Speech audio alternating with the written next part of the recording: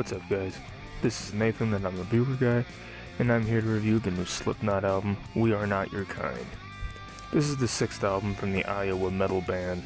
A lot has happened to the band since the release of 5, The Grey Chapter, back in 2014. Of course, they started Knotfest that same year, and it's been going strong ever since. The identities of their 2 new members from that album cycle were revealed to the band's dismay. They released the one-off single All Out Life last year, which is also available on the Japanese version of this album. In March of this year, there was a lawsuit and departure of longtime percussionist Chris Fenn. And sadly, in May of this year, Sean Clown Crane's daughter passed away at the young age of 22.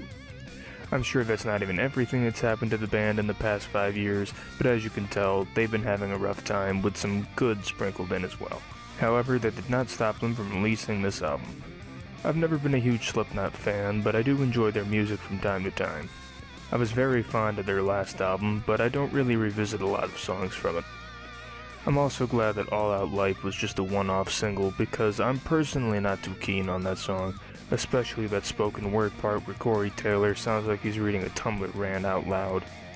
The actual lead single on this album was Unsainted, which I fell in love with immediately. The spooky intro, the crushing riffs, the lyrics, and especially the drumming and percussion on this track. This is one of Slipknot's strongest singles they've ever released in my opinion.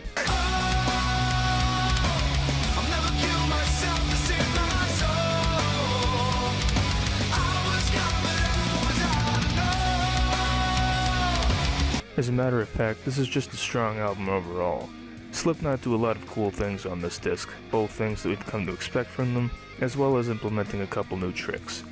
The guys get a little experimental on this release, like with what you hear on the interludes and songs like the closing track, Solway, Firth, which starts off with a haunting tone in the background instrumental and Corey Taylor's vocals, but about a minute in, the tracks just smacks you in the face with the brutal instrumentation and harsh screams from Taylor.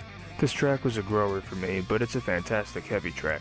I don't need you to do it for me. I don't need you to understand.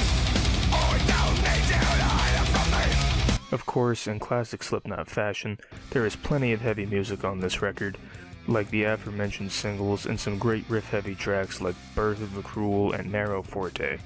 But there's also some more tame material on here like My Pain and the song that sounds like a radio single to me, Spiders.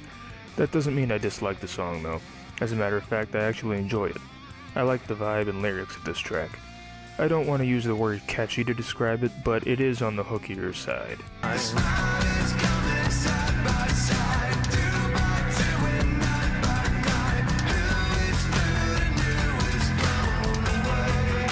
Most of the songs on this album are pretty strong. I don't really have a least favorite on here, but some tracks don't really grip me and just kind of slip through the cracks. The transitions on this album are done well, and I like the fact that the band tried some new and different sounds with this release.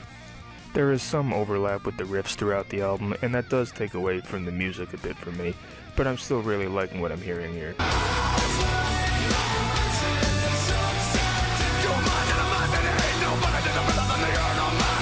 Overall, I give We Are Not Your Kind a 7.5 out of 10. I might not be a full-fledged maggot, but I will gladly admit that Slipknot put out another very good album, and I'm slowly starting to become a fan. Thank you guys for watching the review. Don't forget to like, comment, subscribe, and let me know what you think about this album. You can follow me on my social media links in the description, and check out some more videos on the gimmick on screen. I'll see you all next time. I don't need you to hide it from me.